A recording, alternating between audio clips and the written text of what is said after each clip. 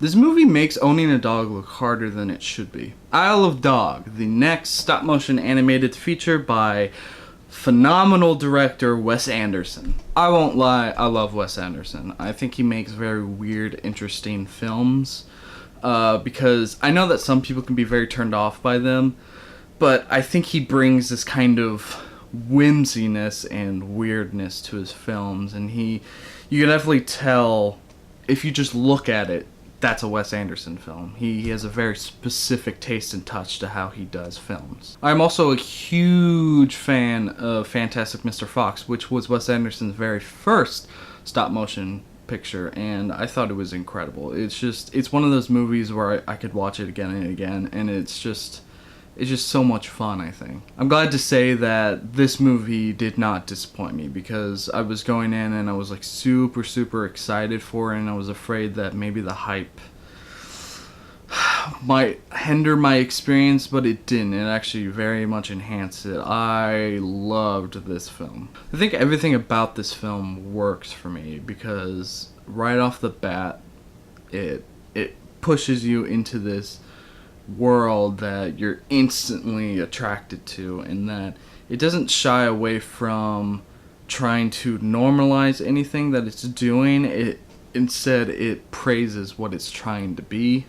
I also think one of the funniest things about the movie is that it even opens with a statement saying that any of the humans speak their natural language, so they're all speaking Japanese. But then it says, but all the dogs are dubbed over in English, which I think that's actually a really funny twist on how we dub things from Japanese to English, and I just thought it was a really funny joke. But as you can tell, the perspective is from the dog's point of view, as all these dogs are pushed away to this very much trash type island.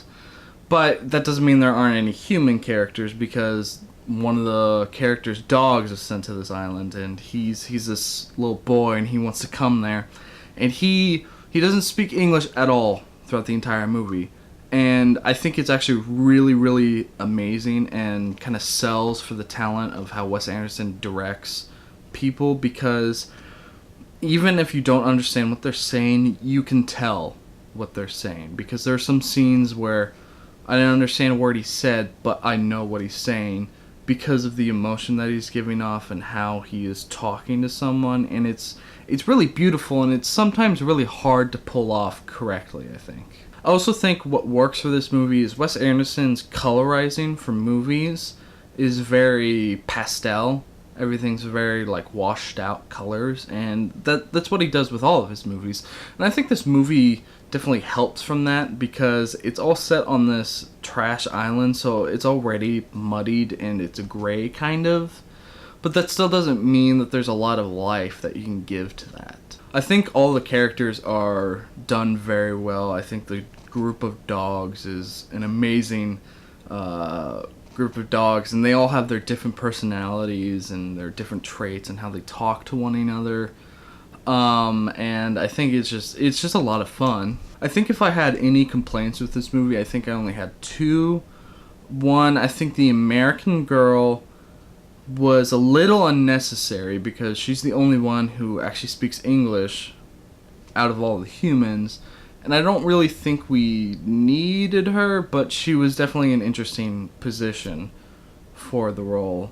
The other thing is that it doesn't even have to do with the movie in general. It has to do with that this movie didn't have a wide release. It had a kind of in the middle, not a select theater release, but somewhere in the middle where it was only in a few theaters, but more than normally. So not everybody got to see this film. And I think that's a real shame, because people need to go see movies like this, because it shows that we want to see movies like these, and that we don't want the same garbage over and over and over again. We want something new. We want something interesting.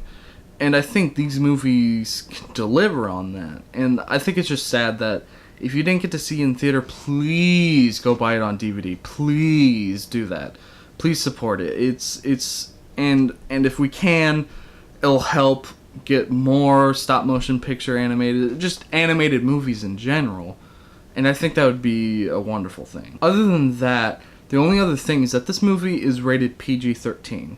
Whenever I went into that, I didn't know why it was rated PG-13. It could have just been rated PG, but after seeing the movie, I understand why it's rated PG-13, because there are some scenes that are really violent for some reason. Like, I wouldn't say unnecessarily violent, it's just I wouldn't expect an animated movie to do accuracy like that, I guess. But, I mean, you can't really shy away from it, I guess. But I still think that this movie is okay to bring younger people to, because it doesn't do anything that's overt or too much for little kids. I think it shows some blood here and there, but other than that, I don't understand why it got the PG-13 rating. In the end, I would give this fantastic Wes Anderson film 5 out of 5 stars. It's up there again with some of the best movies that he's done. I'm so glad he made another stop motion movie. I hope he makes more, because they're some of his best films, I think. And with that, that's all for this review. Remember, guys, stay classy.